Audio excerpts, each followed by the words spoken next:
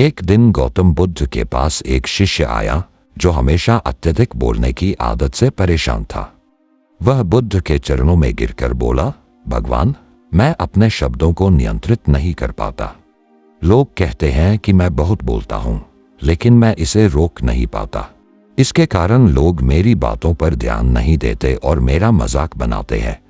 गौतम बुद्ध मुस्कुराए और शांति से बोले, तुम्हारे शब्द ही तुम्हारे जीवन का प्रतिबिंब होते हैं।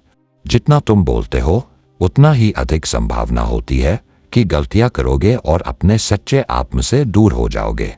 बुद्ध ने शिष्य को एक उदाहरण देते हुए कहा, क्या तुमने कभी सोचा है कि समुद्र कितना विशाल है, लेकिन उसकी गहराई में शांति होती है?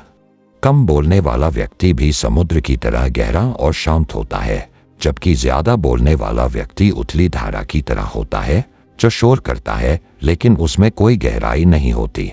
बुद्ध ने समझाया, जब तुम कम बोलते हो तो तुम्हारा ध्यान भीतर की ओर जाता है।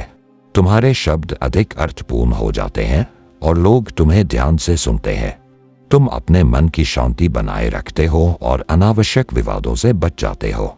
शिष्य ने ध्यान से बुद्ध के शब्दों को सुना और कहा, तो क्या हमें हमेशा कम ही बोलना चाहिए, भगवान? बुद्ध ने कहा, ऐसा नहीं है कि हमेशा कम बोलो, लेकिन जब भी बोलो तो सोच समझकर और संयम के साथ बोलो। तुम्हारे शब्दों में समझ, प्रेम और करुणा होनी चाहिए। जब तुम ध्यान से सोचकर बोलोगे तब तुम्हारे शब्दों का असर बहुत गहरा होगा। बुद्ध ने अपनी बात को समाप्त करते हुए कहा, जो लोग कम बोलते हैं वे अधिक सुनते हैं, और जो अधिक सुनते हैं वे अधिक सीखते हैं।